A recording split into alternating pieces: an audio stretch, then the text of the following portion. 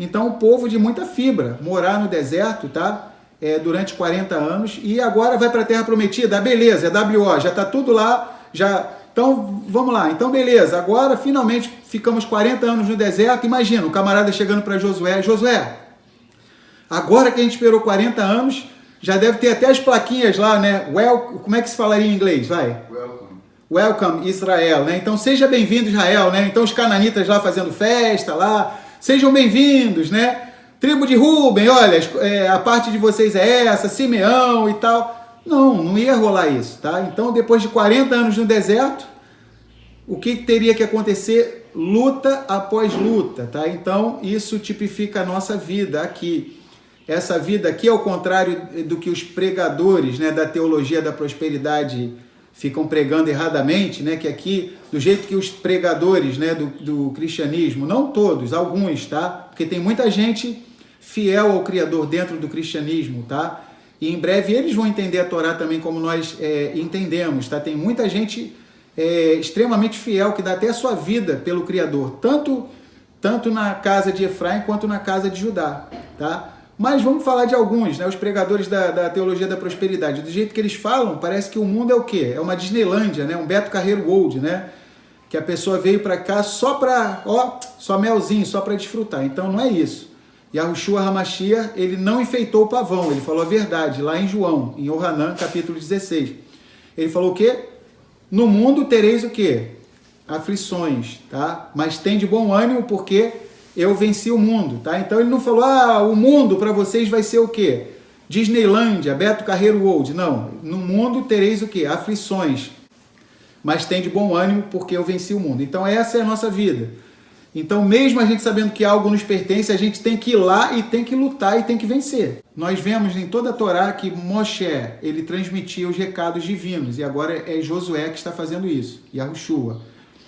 Agora Josué e Yahushua havia assumido esse ofício, tornando-se o novo mediador, tá? Então Josué agora é o homem que vai ser usado por Yahuwah Elohim, tá? Para estar trazendo as palavras do Criador para o povo. Tipologia, vamos ver aqui uma tipologia. Josué, cujo nome hebraico é Yahushua, o mesmo nome do Messias, tá? Josué e Yahushua é uma tipologia de Mashiach, Yahushua, do Messias Yahushua. Ele tornou-se o novo porta-voz e o mediador. E assim também, de maneira mais ampla ainda, Mashiach nos trouxe a completa revelação de Elohim, conforme nos é ensinado em Ivrim, Hebreus 1:2. A gente vai ler esse texto de Hebreus, tá? A revelação final do Criador nos foi dada mediante o Filho, ao passo que antes da vinda do Mashiach ao mundo, muitos veículos humanos já tinham sido usados. Então vamos abrir no Sefer Ivrim, tá? No livro de Hebreus. Vamos lá? Vamos abrir em Hebreus. No iniciozinho, tá? Esse capítulo 1 de Hebreus, só a título de curiosidade, é tido por muitos comentaristas como um dos capítulos mais profundos de todas as escrituras, tá? Então, por exemplo, Yohanan, João capítulo 1, Romanos capítulo 8, Ivrim, Hebreus capítulo 1, são capítulos de uma profundidade extraordinária que a gente passaria vários dias só para estudar esses capítulos, tá? Então vamos ler o iniciozinho de Hebreus, de Ivrim. Havendo Elohim antigamente falado muitas vezes e de muitas maneiras aos pais pelos profetas, a nós falou-nos nestes últimos dias pelo Filho, a quem constituiu o herdeiro de tudo, por quem também fez o mundo, o qual, sendo o resplendor da sua Kevod e a expressa imagem da sua pessoa, e sustentando, no original é salvando, tá? E sustentando, salvando todas as coisas pela palavra do seu poder, havendo feito por si mesmo a purificação dos nossos pecados, assentou-se à destra da majestade nas alturas, tá? Então aqui logo no início... Hebreus capítulo 1, tá? Eu li o capítulo 1, os 3 versículos iniciais, tá? Hebreus 1, do 1 até o 3, tá? Então esse capítulo aqui, 1 de Hebreus, é extraordinário, tá? Então ele é muito profundo. Então, em Hebreus, o autor de Ivrim, tá? Que não nos é relatado quem escreveu Hebreus, Uns acham que foi Paulo, né, Shaul, outros acham que foi Apolo, outros acham que foram outros, tá? Enfim, no milênio, quando o Mashiach estiver aqui, a gente vai saber quem escreveu Hebreus. O importante é que está na Aliança Renovada, na Brit Hadashah. Então, o autor de Hebreus fala isso, que Elohim, ele usa diversos veículos, diversas pessoas para estar trazendo a sua palavra. E a revelação final veio através do próprio Mashiach Yahushua, tá? Então, vamos lá. Versículo 10. Disse mais Josué, Yahushua, nisto conhecereis que o El-Hai, o poderoso vivente, está no meio de vós, e que de todo lançará de diante de vós. Aí vem falando o nome de 7 povos aqui, tá? Então, vamos lá. Vamos ler o comentário aqui desse Josué 3:10. Nisto conhecereis que o El-Hai... Então, guardem esse termo, tá? Esse adjetivo de Yahuwah Elohim. El-Hai, ou seja, o poderoso vivente, o Elohim vivente, tá? Nisto conhecereis que o El-Hai está no meio de vós.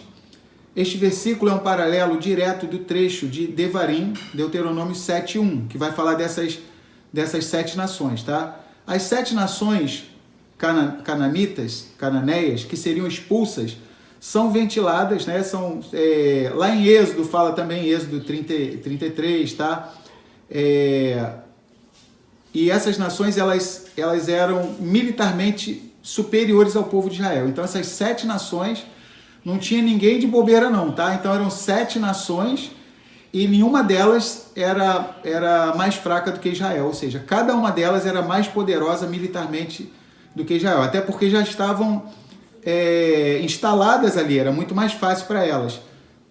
Se não fosse uma intervenção divina unida à ação solidária do povo de Israel, tá?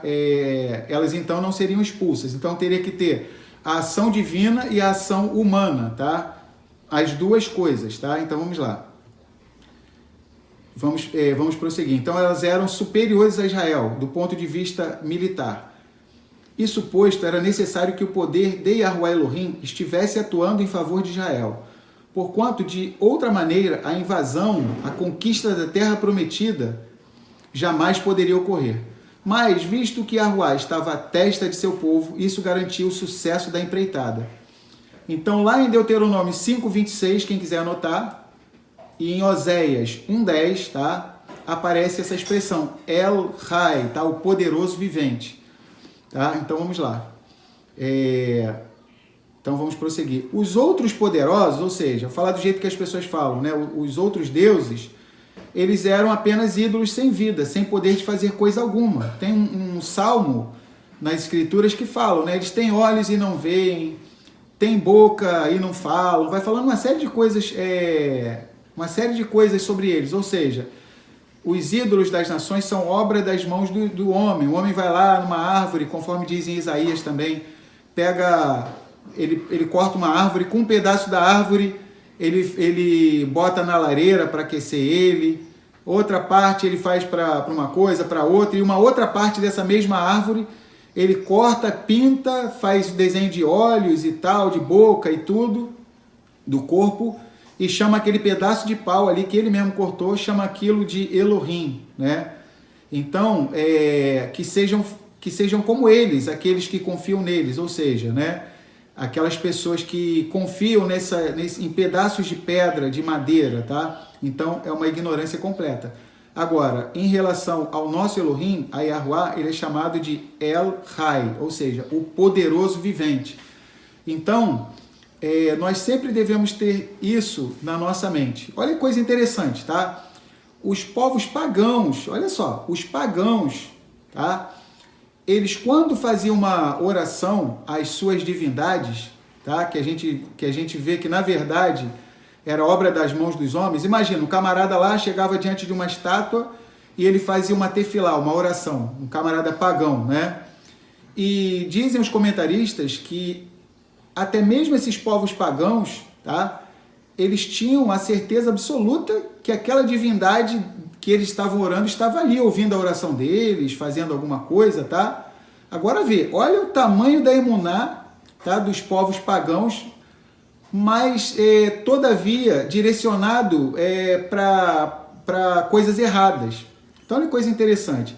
Então, muitas vezes os pagãos, eles tinham emuná, só que fazendo tudo errado, ou seja, colocando a emuná, tá, numa estátua, tá, que estava simbolizando os shedim, ou seja, os demônios, tá? E aí vai uma reflexão para cada um de nós, tá? Poxa, como é que a gente deve pensar? Caramba, um pagão que está orando por um Deus que nem existe, um pedaço de pedra, de madeira, seja lá o que for, de ouro, de prata, de bronze, seja lá o que for, se ele está tendo a emuná, que aquela divindade está ouvindo a oração dele, né? Mas de fato não está ouvindo, tá? Não tem vida aquela divindade ali.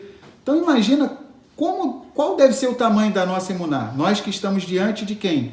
Do El Rai, do poderoso vivente, tá? Então, nós precisamos ter essa certeza absoluta. E a Yahushua HaMashiach falou, né?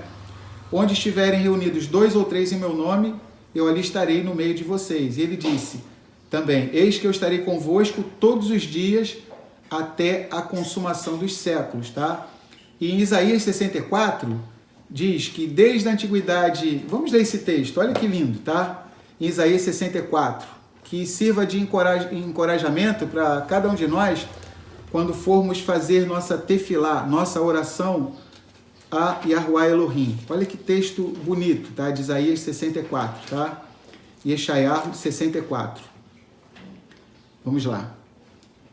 Começa assim. Ó, se tu abrisses os céus e descesses, se os montes tremessem diante da tua face, quando o fogo inflama a lenha e faz ferver as águas, para fazeres notório o teu nome aos teus adversários, assim as nações tremessem da tua presença. Quando fazias coisas terríveis que não esperávamos, tu descias e os montes se escoavam diante da tua face. Olha que lindo! Porque desde a antiguidade não se ouviu, nem com os ouvidos se percebeu, e nem com os olhos se viu um Elohim, um poderoso, além de ti, que trabalhe em favor daqueles que nele esperam. Olha que lindo esse versículo, tá? Então esse texto de Isaías 64, tá?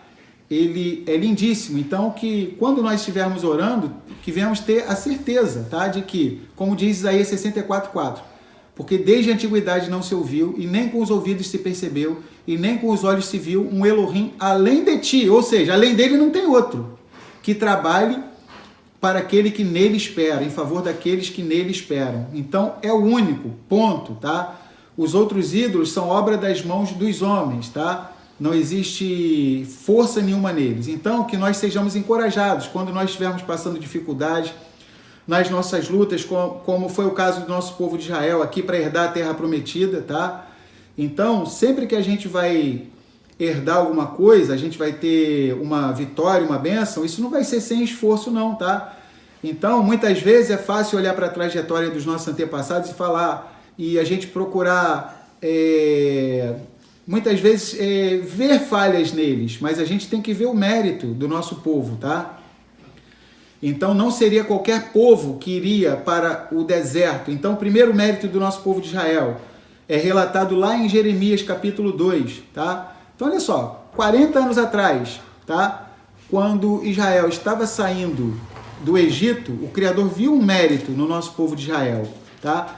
Não seria qualquer nação que se proporia a fazer isso. Olha o que diz em Jeremias, Irmiarro capítulo 2.